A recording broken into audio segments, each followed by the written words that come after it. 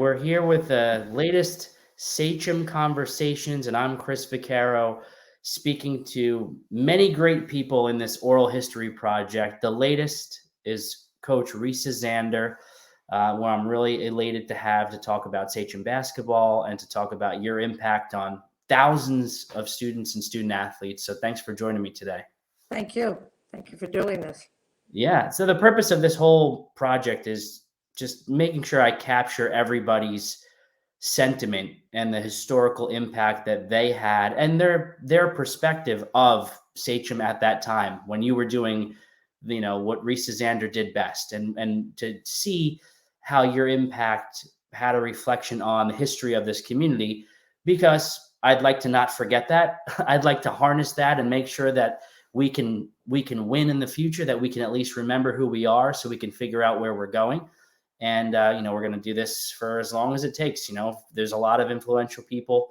So, and I always actually, maybe you can talk about this as we get into this conversation, but I always find it funny where people are like, oh yeah, the 90s Sachem girls basketball put on the map. Actually, no. Sachem girls basketball had been on the map since the late 70s. And yes, Nicole Kazmarski was a stud, but there was Lori Dorham and Barbara Dorham and Laura Gentili and so many other people who we can talk about.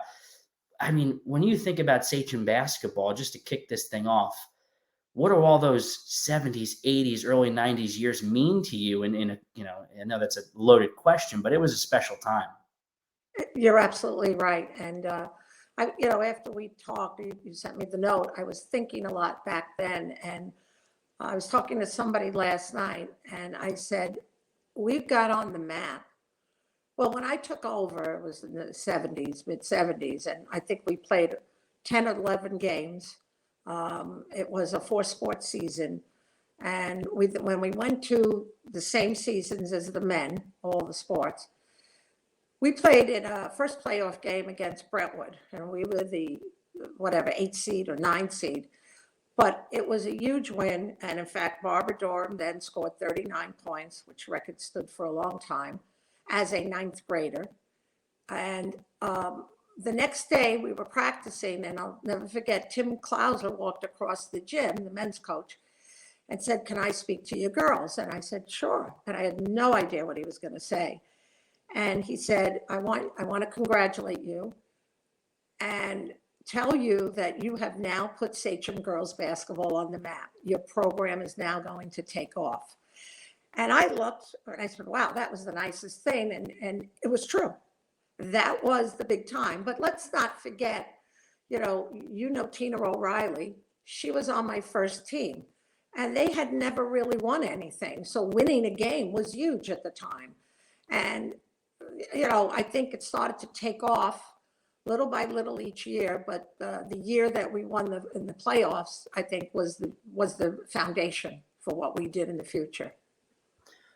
So, I mean, obviously the average Sachem person from all those years ago knows you as the Sachem basketball coach. Yeah. But who are you? Where are you from? And how did you become a coach? And who are the people that influence you to work in Sachem and to be a loud voice and to be a figure of female empowerment? We're going to talk about that, but where do you come from? And tell people, how you became who you are.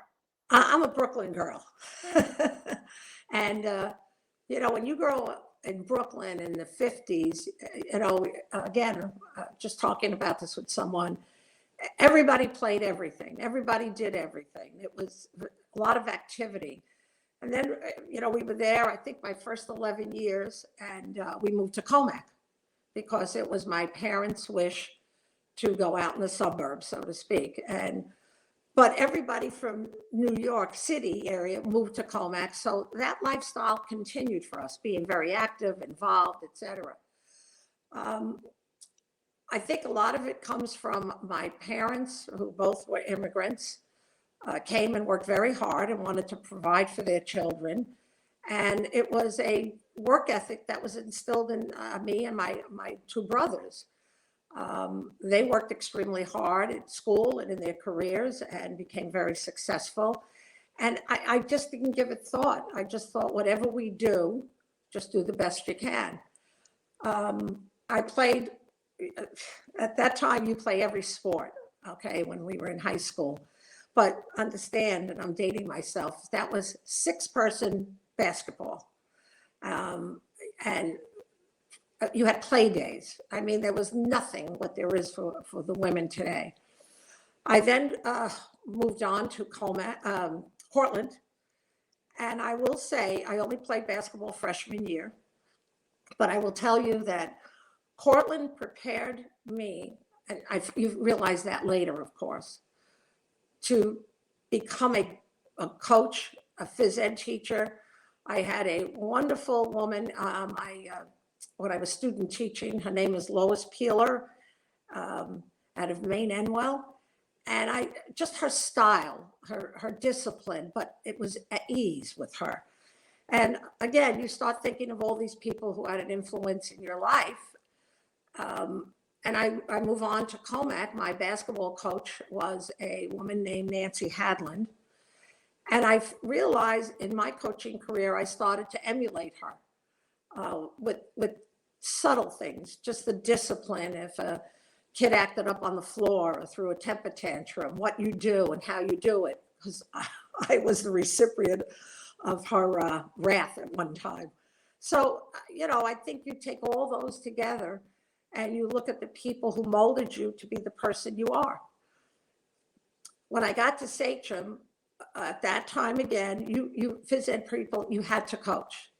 So I was doing field hockey and basketball and softball, sorry. And again, 4 seasons, there wasn't much of anything. But I also was cheerleading coach then, because I was, this was at Samoset Junior High School. I was told as a first-year teacher, you can do this if you want, and you know what that means. But I had to sit through all the boys' games, which was great. And I watched Carl Cabasa and Tom Sabatel coach. And I have to say, I think I emulated Tom much more than Carl. Tommy was a fantastic coach at the junior high level. And when I went to JV, I started to implement things that I saw and I thought were important. And then when the varsity coach left, I took the job. And, the rest is pretty much history. But that's how I think I got to where I was. So. Yeah, it's a combination of experiences. And I love that Tom Sabatel had an impact, even just observing him and his mannerisms and the way he connects with people, even to this day. I mean, I had dinner with him a month ago, and I can spend hours talking with him about Sachem and life and being Italian.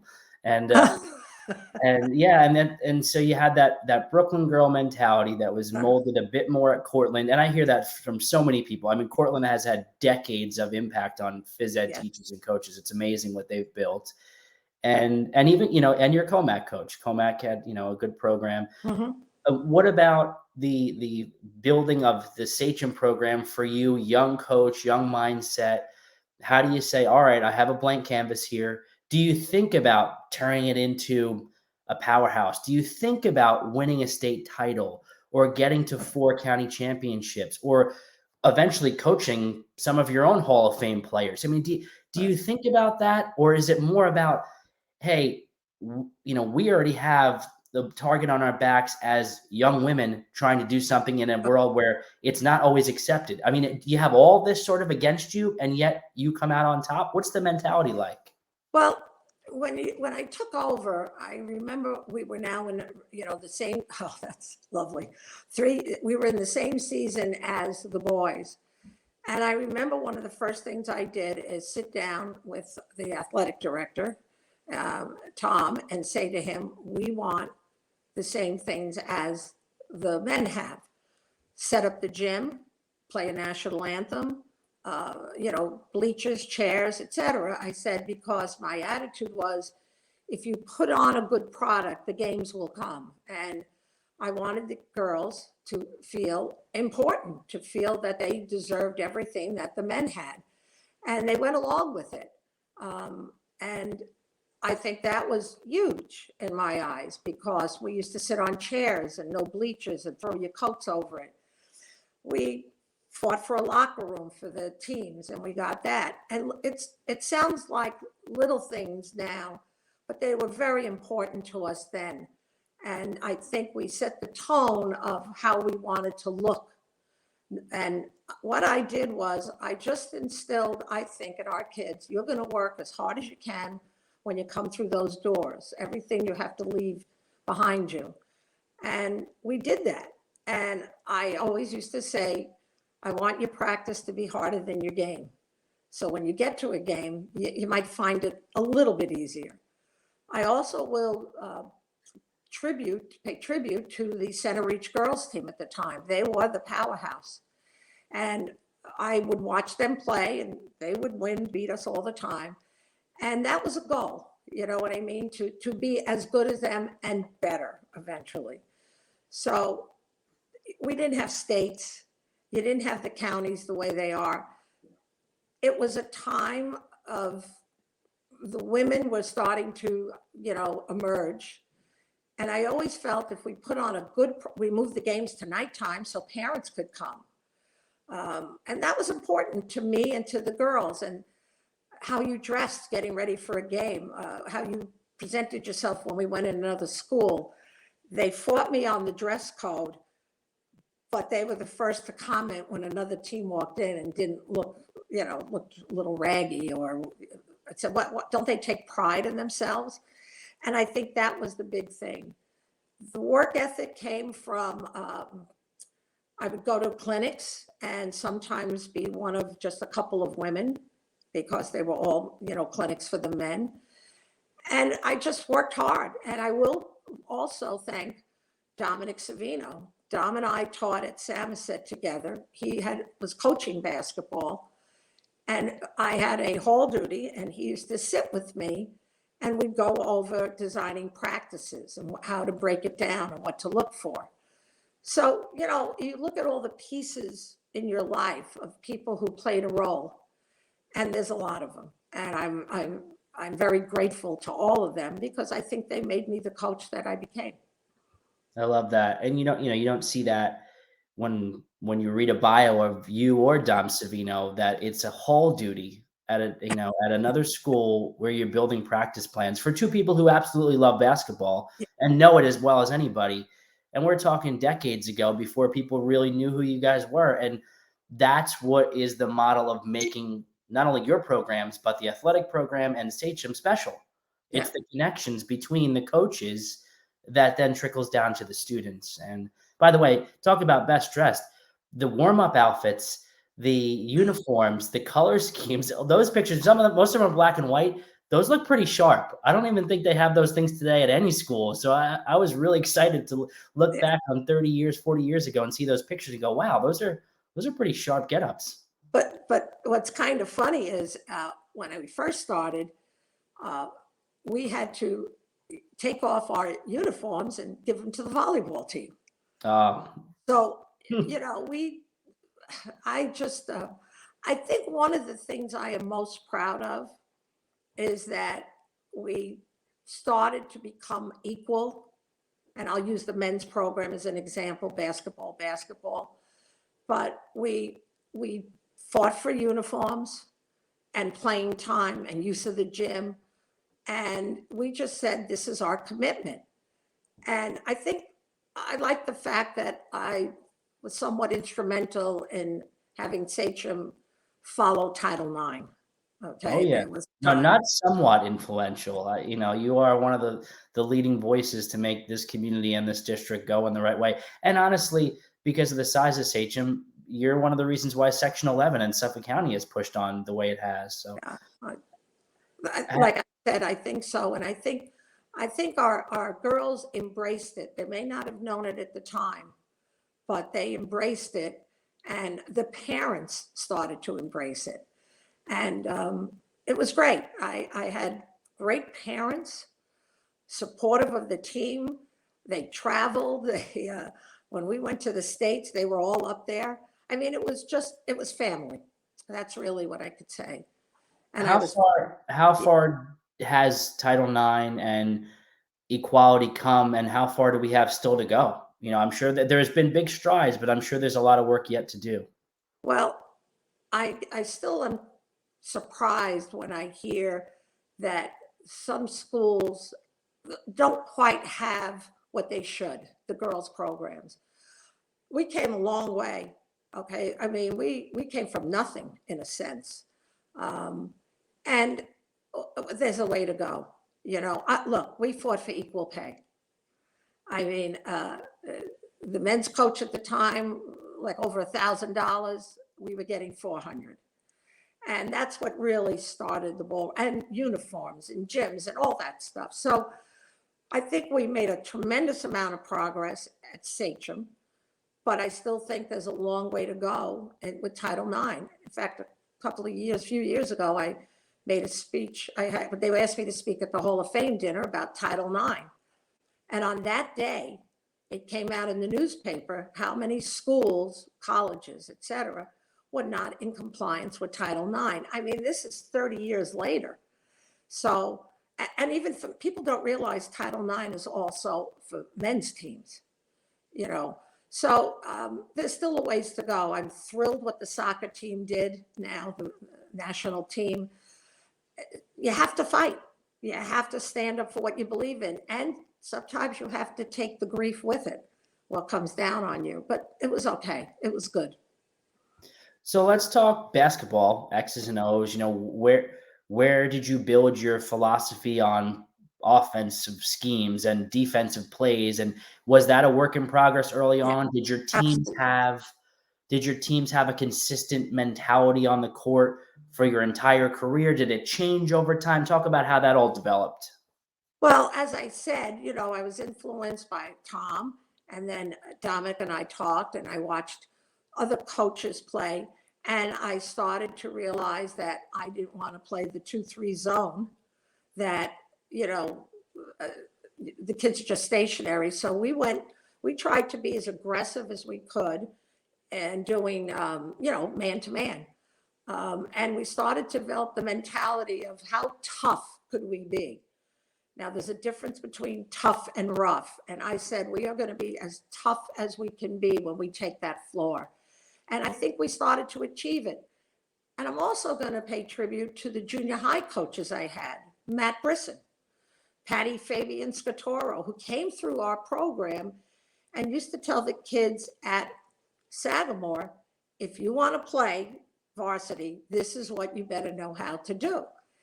And when you have that mentality, it builds your program up. So when the kids came up, listen, John Horst, Jim Nolan, Bob Burke, these were, Pat Metcalf was huge in my life with JV and then as an assistant coach. So these people train these kids to go into the varsity level. And I think when you have good people working for you and they work hard for those kids, it pays off.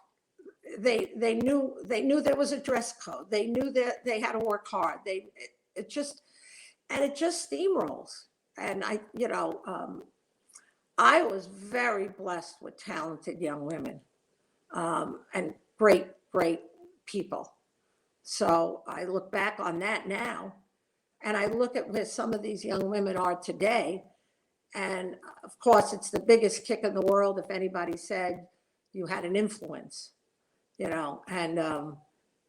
you don't think about that then. You just think about doing the best you can and getting the best out of them. And you really did have a ton of great student athletes, good players, some of the best in Sachem history. And we're talking over 65 years now of young women playing sports. It's tough to say, oh, this is the best one. And I never ask those questions, but do some young women stand out as like, all right, they helped you turn the corner? They were a cornerstone. And sometimes when I ask that question to coaches, they mention people that may not have been an All-American, but were an aggressive captain that got into people's faces that helped get just a win, period, let alone a playoff win.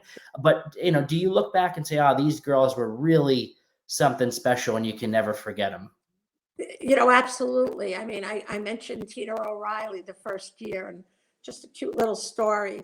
My mom was at the game, and my mom didn't understand basketball or anything. And Tina played very hard that day and came up to the bleachers and met my mom. And my mother said to her, "Oh, you look so tired. Why do you let my daughter make you run like that?"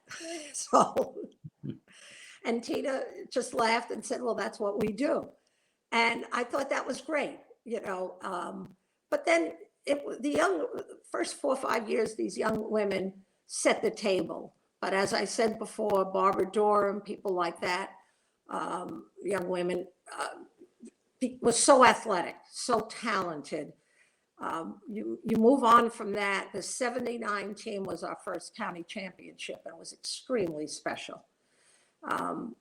But when you move into the early '80s, and then you have Kathleen O'Reilly and Rodriguez and, Patrice Donnelly, these kids were so aggressive, so tough, played so hard.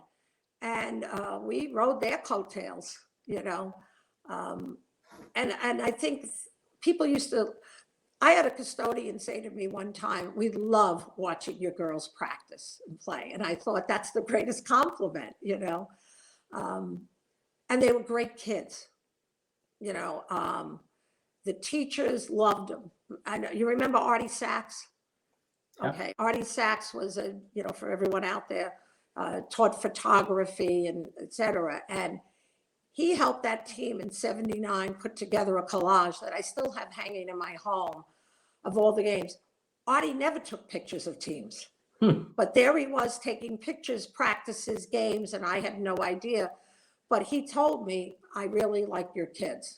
So, and then, when we went up to the States with O'Reilly and Rodriguez and, oh gosh, Kathy Hann and Lombardi, that we were there, we belonged, and we won the public school championship.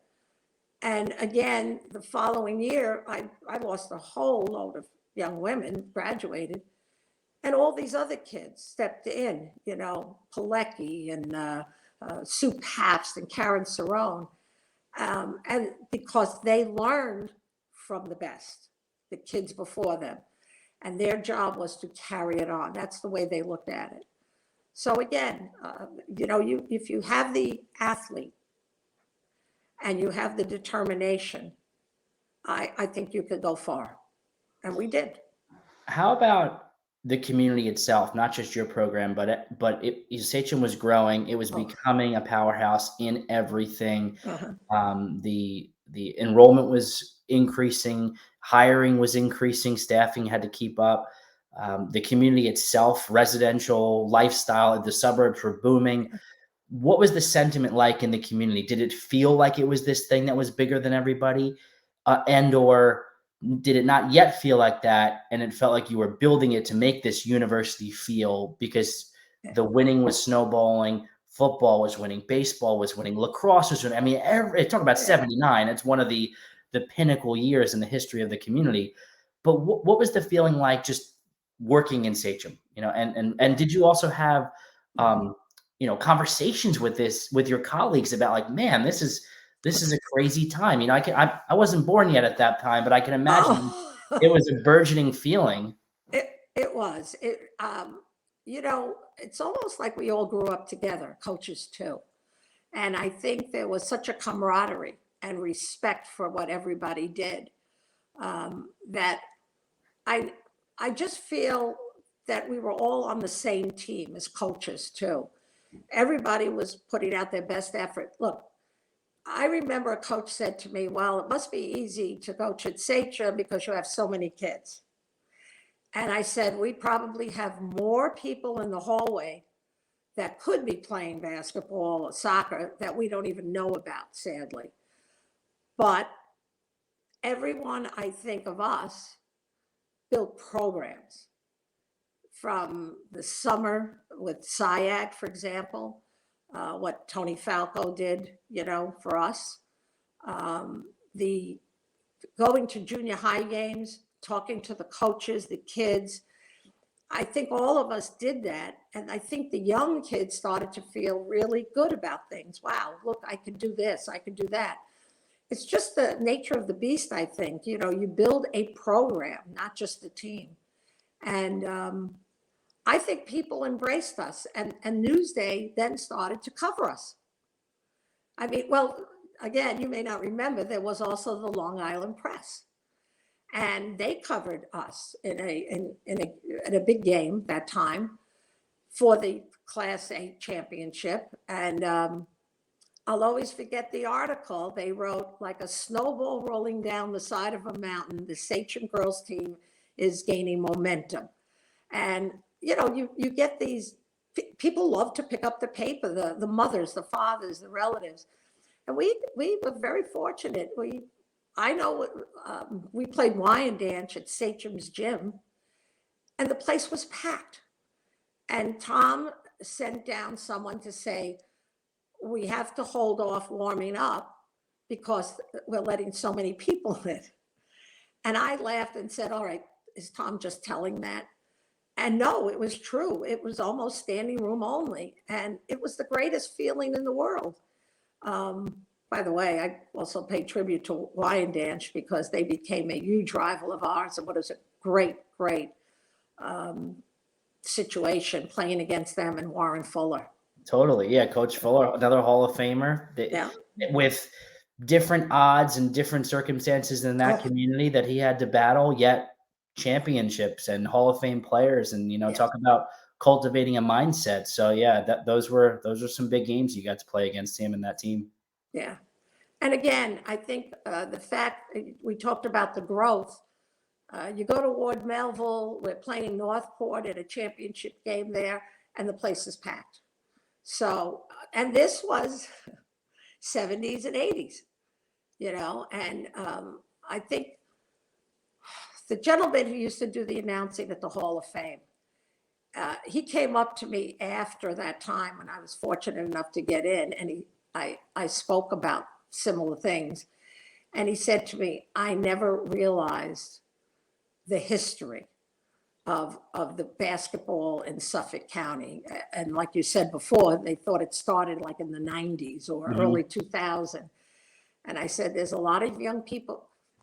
I don't know if you know this, but Far Rockaway with Nancy Lieberman, okay, and Center Reach had Marie Riley, played to a standing room only gym, and it was a battle.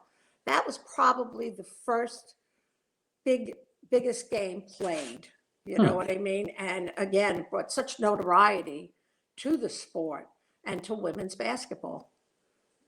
Yeah. An amazing time that was the foundation for what we see today, that did put Sachem on the map from a girls basketball perspective, that did put Section 11 in Suffolk County on the map in many ways too. And you had a piece of that. And you were the first woman inducted to the New York State Basketball Coaches Hall of Fame. That says something, not the only one now, but the first, that people viewed you as a pioneer for what you did. I'll leave you with this, or you'll leave us with this. How do you view yourself? What is your impact in your eyes, and how would you always like to be remembered as a coach, as a teacher?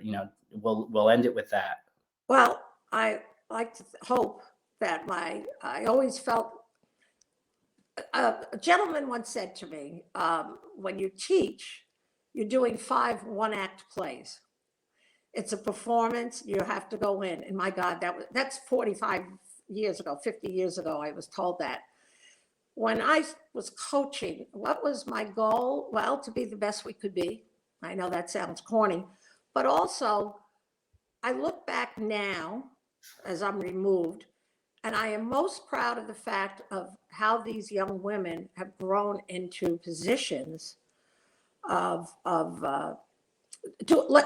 at Kerry Farley, okay? For those of you who don't know, Kerry Farley is now a director of the Atlanta FBI office. I met Kerry when she was like 10 and told me she wanted to play basketball for me. There's so many young people out there. Laura Gentili, he's ESPN, phenomenal. And they're women, I want to say, of power. And I think looking back, somehow you hope that you had a little bit of effect on the way they organize or the way they run things. And I think that's what I'm most proud of. As basketball players, okay, it was great, but the people that they've become, I think that's huge. Special. I love that. Yeah. It's you. It was you. It was your program. It's our community. It's the mentality that people had going here to Sachem that helped make them who they are. And Carrie and Laura are two examples of thousands and of thousands of people in power doing special things because of the fabric of where they grew up. So, and that is the thesis of everything I try to bring to this is let's keep that going. Let's not forget who we are.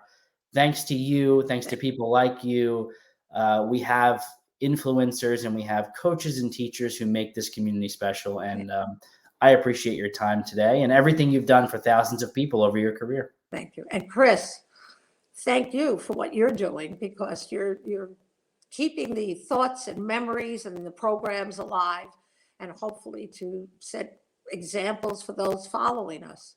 And I think what you're doing is super, and with the Hall of Fame for Suffolk. Thank you so much. My pleasure. Thank you again. And Take care.